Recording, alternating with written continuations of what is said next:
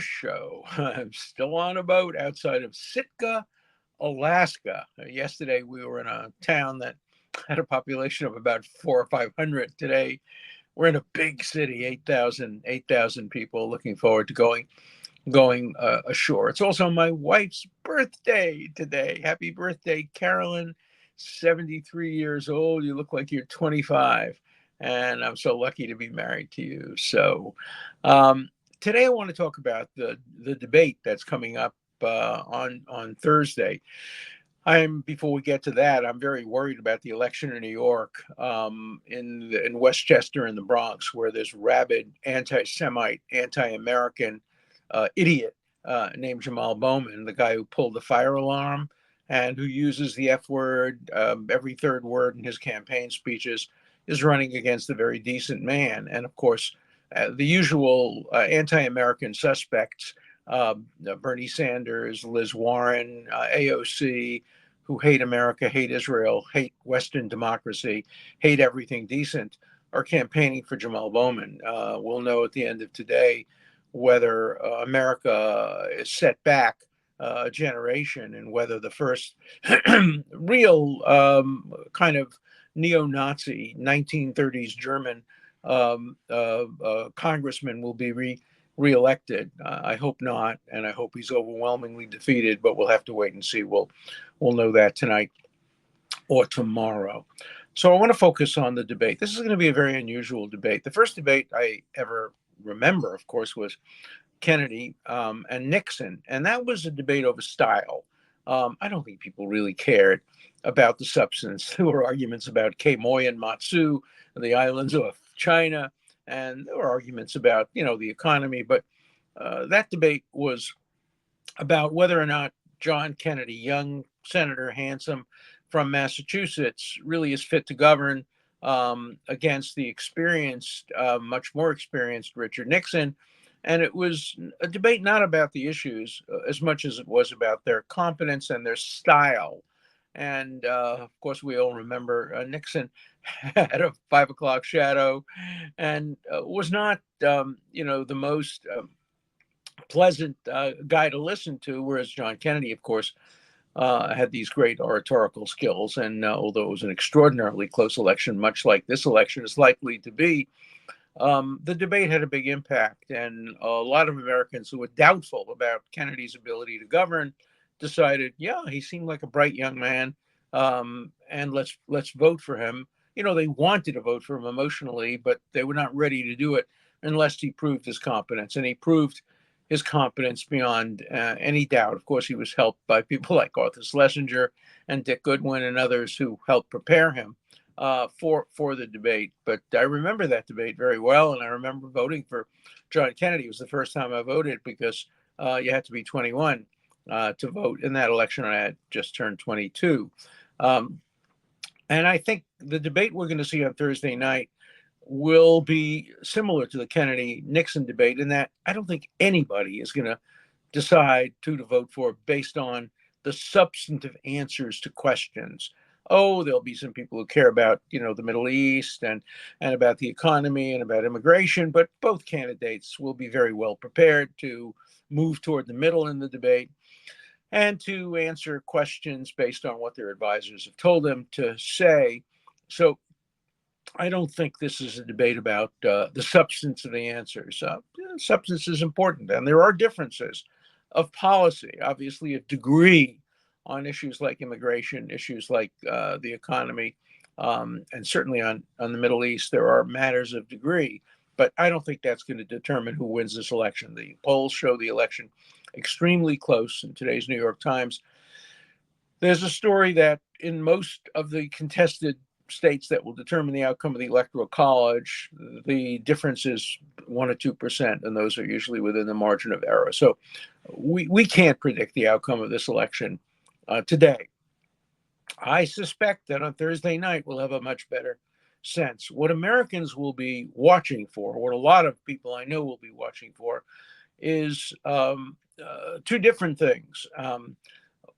In terms of Biden, what they'll be looking for is, does he have the capacity to serve out a full 4 years? Is he healthy enough? Is he young enough? Is he vibrant enough? Will he make slips? Will he make mistakes? He'll be extremely well prepared, and he'll have a lot of facts at his disposal, and he'll probably do well based on what he did on the State of the Union. Of course, State of the Union is different because he could read from a script, whereas here, although he has two very favorable moderators, Tapper and Dash, who clearly support Biden and hate Trump, he will be helped by them, but they'll try to pretend to be objective. Still, there'll be questions that he may not be prepared for. And those are the questions that will test whether he has the ability to think on his feet and the ability to really govern, because I don't think very many people want to see Kamala Harris as the next president of the United States. And if they see this debate as suggesting that maybe Biden will not be able to finish his full 4-year term, he'd be the obviously oldest president in history. I think he already is. There will be a lot of people who will say, gee, we have to hold our nose. We don't like the opponent, but we can't see a president who's not up to the job, particularly since we're facing so many crises at home and abroad, the most divided country probably since the Civil War, certainly since McCarthyism. So I think there'll be a lot of focus on Biden's competence, and the answers to the questions will be evaluated not so much for their substance, but for their competence, what it shows about Joe Biden. Um, Joe Biden's a very decent man. I've known him for almost 45 years. He has a good heart, and he has a good character. Is he perfect? Of course not. Is his family perfect? Certainly not. Um, but he wins the character debate with Donald Trump, which brings me to Donald Trump. Everybody knows Donald Trump is competent. Oh, there are some people on the Democratic side who say he slips occasionally and errors in his memory. No, he is perfectly healthy and perfectly capable of serving out a 4-year term. And in fact, I think that's what the Democrats are afraid of. They don't serve his 4-year term. By the way, it really matters who he picks for vice president. And I think he's about to make a serious blunder by not picking Nikki Haley, who would really, I think, assure him victory if he did pick somebody as qualified and competent as Nikki Haley. Because again, he's not a young man compared to me. Everybody's a young man or a young woman, but um, but nobody worries that he won't serve out his 4 years. Nobody worries that he's going to have memory lapses or that he is going to wander away. That's not the issue with him. With him, the issue is character. Obviously, we're going to see Biden focus on the fact that he was convicted. He's a convicted felon, 34 felonies, nonsense. No one, no rational person, no honest person, no neutral person will ever decide who to vote for based on that conviction. That's absurd. That conviction is a sham. I know I'm not allowed to say that. The Connecticut Bar Association warned lawyers not to say that the conviction was a sham. It's a sham, Connecticut Bar Association. And any lawyer who doesn't say that is violating their responsibility to the public and to the bar. So no one should vote based on that. And of course, we have this unfair situation where Biden can focus heavily on the conviction in New York, and Trump has one hand tied behind his back because of the gag order. He can't say, oh, yeah, but the conviction was based on a judge's daughter raises money for the Democrats. No, that would violate the gag order if he says that. Or he can't say that the jury was picked from a veneer of 85 to 90% Democrats, and of course they were not neutral. It was not a jury of his peers. No, he can't say that. It's unclear whether he can attack the honesty of his accusers, the porn star and Michael Cohen, because although Bragg has said he doesn't insist that part of the gag ought to be maintained, as far as I know, the judge hasn't ruled, and we're just 2 days away from the debate. So we'll see whether or not he can respond or he can't respond. If I were Trump, I would say if he's attacked for being convicted felon. I would love to respond. I have a full response. I can tell you things that you're entitled to hear about the witnesses, about uh, the judge, and about the judge's family. I will tell you things about the jury, but this biased judge, he's allowed to say that, this biased judge has tied my hands and has denied you, the American public, the right to hear my views on this. I would think he could say something like that, and I suspect he probably will, but he's still not going to be able to fully come out and defend himself against the improper and invalid conviction that occurred in New York. But I think what people will be looking for with Trump is issues of character. Will he do foolish things like he did when he attacked John McCain, saying, "Oh, I don't like people who are captured." That was awful, and I would have thought that would have affected the votes of many people who have had veterans in their family and veterans who they've lost. But apparently it didn't have much of an impact. But I think people will be looking for Trump for the character issues and looking to Biden for the competence issues. And so this is going to be a meta debate. It's going to be a debate not about the substance of what they say, but about the manner in which they say it. Put another way, both of the candidates in this debate are exhibits.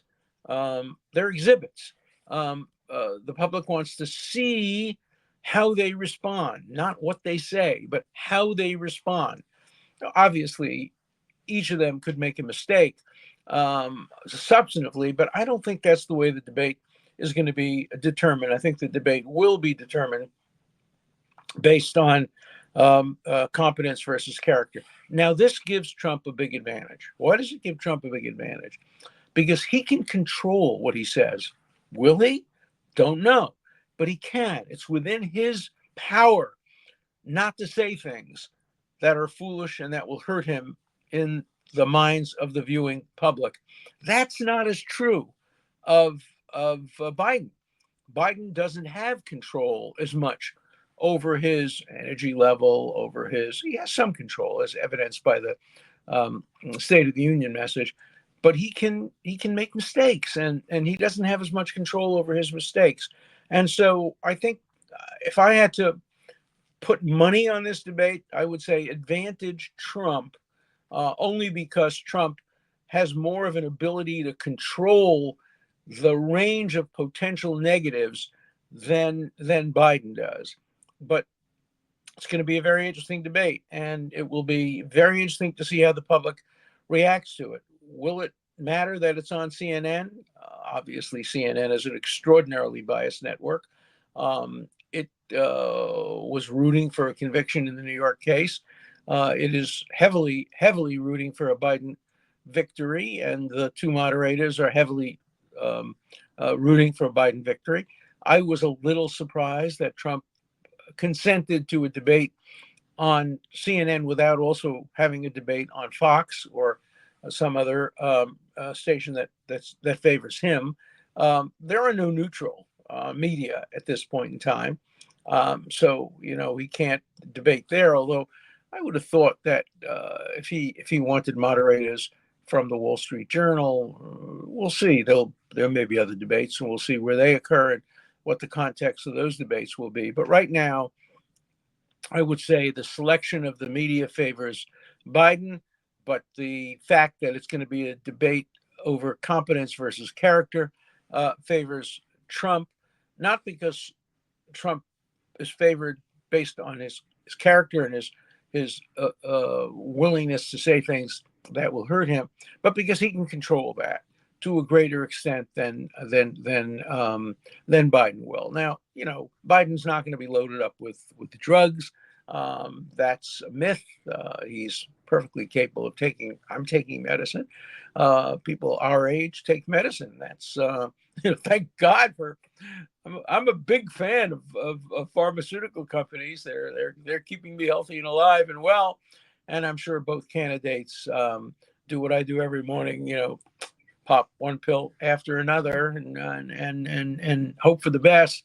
But I don't think they're going to give him uppers. I don't think they're going to load him up with drugs to change his affect. Don't know.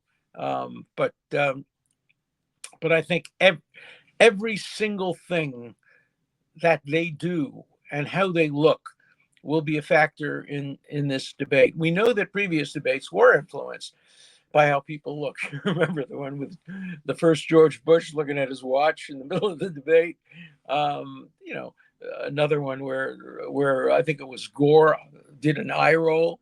I'm very sympathetic because I roll my eyes too when I think somebody is doing something stupid. I remember I was in the courtroom when the judge threw out everybody except me, and because he wanted to criticize the witness because he rolled his eyes. I was rolling my eyes at some of the judges' rulings too. They deserved to an eye roll, but he couldn't attack me or condemn me. He might have, but I would have answered back. But I was not a witness. But he did go after the witness in a totally unprofessional manner. And so, let's all watch the debate. I will be speaking that night in Anchorage, Alaska. But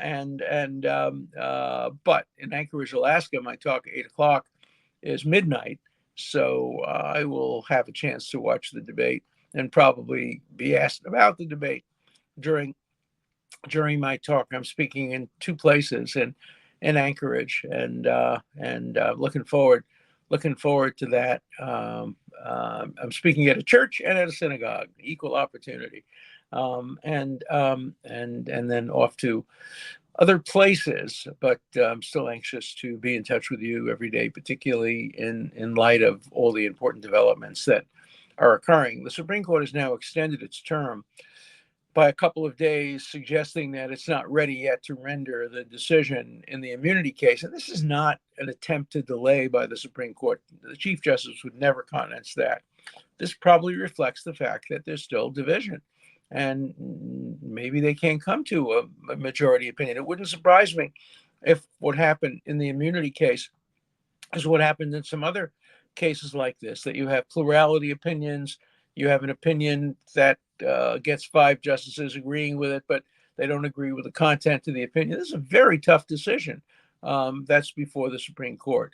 Now, obviously, the Supreme Court should rule that there is some immunity, and whatever immunity occurs when a person is president has to extend to when he leaves the presidency, a position that the government is taking the opposite of.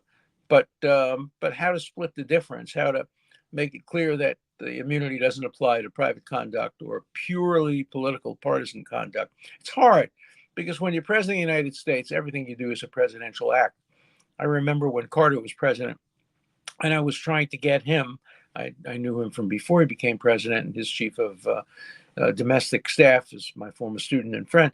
I was trying to get him to sign something, an ad that would appear in the newspapers about Sharansky's imprisonment. He was in prison then for quite some time. And I asked my friend, who was his advisor, can he just sign it as Jimmy Carter, not president? And my friend laughed and says, when you're president of the United States, everything you do is presidential. And I suspect the Supreme Court will understand that as well when it comes to immunity. But we'll wait and see. I'm anxious to read the decision, and I hope it comes down soon, but it may not come down until early July. So we'll wait and see. In the meantime, busy time. Thursday night debate. Watch the debate. Write to me about what you think. Tell me whether you think I'm right when I say that this debate will turn not on the substantive answers to questions, but on the manner, style, character, competence of the answers. It's meta. It's the answers will tell us about the candidates more than the answers will tell us what the candidates advocate. That you'll get that during the campaign, but even the ads, the Biden people have bought millions of dollars worth of ads focusing on the fact that Trump was convicted in New York. I think a waste of money. I don't think any rational person should vote based on that conviction, but obviously Democratic party feels differently about that. Interesting to know what you think after watching the debate. Okay, let's do some. Um, let's do some questions. Okay, here, question number one. I truly believe that you will vote for Trump because he is the true supporter of Israel, and you know it. That will certainly be a factor in my vote. I could never vote for somebody who was virulently anti-Israel. I could never vote for Liz Warren. I could never vote for Bernie Sanders. Of course, I can never vote for this idiot who's running in the Bronx and Westchester, or for AOC. No matter what, I couldn't vote for any of them. But I vote on the totality of the circumstances, and I'm not going to make up my mind until October and until we see everything. What's the advantage of making up your mind early? I see none. I'm going to wait until the very end and make a decision, and I'll let people know what my decision is. Although votes are private, when you're a public figure and have a podcast, my viewers are entitled to know who I'm going to vote for, and I'll let you know. Okay. Uh, Mark Levin explains why Smith has no legal authority, and what do I think? And there are cases pending on that now. We know that Justice Scalia did not believe that special counsel or independent counsel are constitutional, and a number of other justices likewise. There is an interesting case to be made for that. Look, we have a structural problem in our Constitution. We made a terrible mistake at the origin, and it isn't in the Constitution, by the way. It can be changed. We created a Department of Justice that has two inconsistent roles.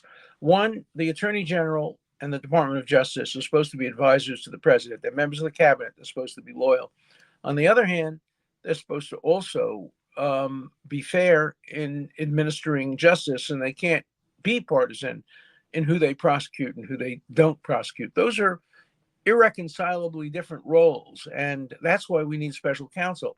Most other countries don't need special counsel. In Great Britain, there's a director of public prosecution outside of the attorney general and minister of justice's office. Israel, the same thing. Other countries, the same thing. But in the United States, we merge these roles into a schizophrenic one, and the attorney general of the United States, God pity him, has to one day a week be the advisor to the president and the loyal campaigner for the president, and the other day of the week he has to be the objective person who doesn't take orders from the president when it comes to who to prosecute. Very, very difficult role, and that's why we need special counsel. But there are real problems with special counsel under our Constitution. Okay, next letter is criticism of those people who think it's necessary to destroy the Constitution to prevent Trump from destroying the Constitution. I agree with that. I get a lot of letters, particularly from friends on Martha's Vineyard, saying, don't you understand that if you elect Trump, he's going to suspend the Constitution on day one? A, I don't think that's going to happen. But B, I don't believe that the ends justify the means. That I don't believe that it's okay to weaponize the justice system, criminal justice system in particular, and weaponize the Constitution the way Professor Lawrence Tribe always does, in the interest of partisan politics. So no, I would not allow the Constitution to be destroyed in the interest of preventing Trump from getting elected. If you don't want Trump to be elected, vote against him.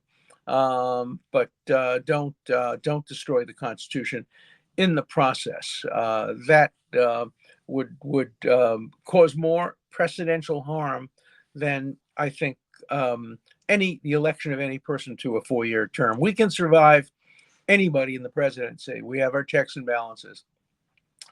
But if we eliminate our checks and balances, then whoever is elected president is not going to be subject to the constraints that the framers of our Constitution wanted them subject to. So I'm not one who would ever compromise the Constitution in order to get Trump. That's why I titled my book "Get Trump."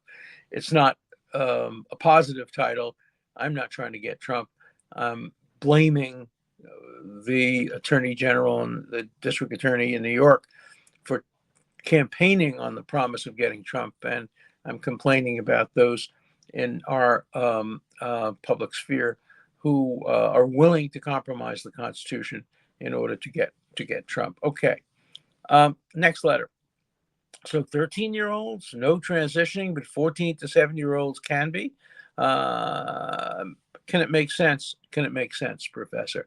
Look, the Supreme Court has granted review on this very important case, and it's a very important case. I've been involved in teaching medical ethics, medical technology, law and medicine, law and psychiatry, all of those things for years at Harvard, particularly earlier in my career. And I'm very troubled by the issues on both sides of this case. And I'd be interesting to see how the Supreme Court deals with it now that it's granted review. I'm surprised that it granted review. Normally, I would expect it would allow the cases to work themselves out at the lower courts for a couple of years more before the Supreme Court weighed in. But I suspect there are 4 justices who think it's time to weigh in on that. And I don't know how the case is going to be resolved. I think it depends on the specific issue.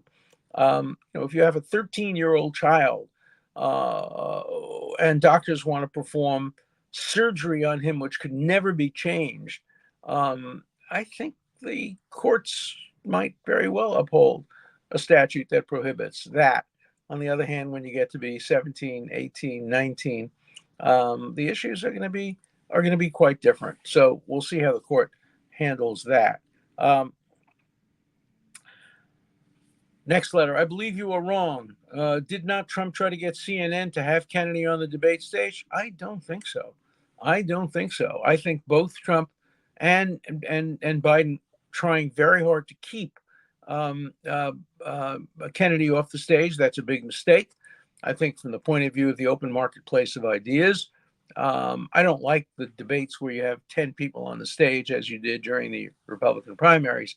But having the 2 leading candidates plus a guy who gets 13, 12, or 15% of the votes would be good. I can imagine a situation where he doesn't get as much time as the leading candidates. That would be okay. But keeping him off the stage completely is not the right thing to do. But I'm pretty confident that I'm correct, that this was something that both major candidates wanted CNN to do. Final question. Do you think that schools teach enough about the reality of the Holocaust and what happened? I think no, they don't. And I think most young people today don't understand what led up to the Holocaust.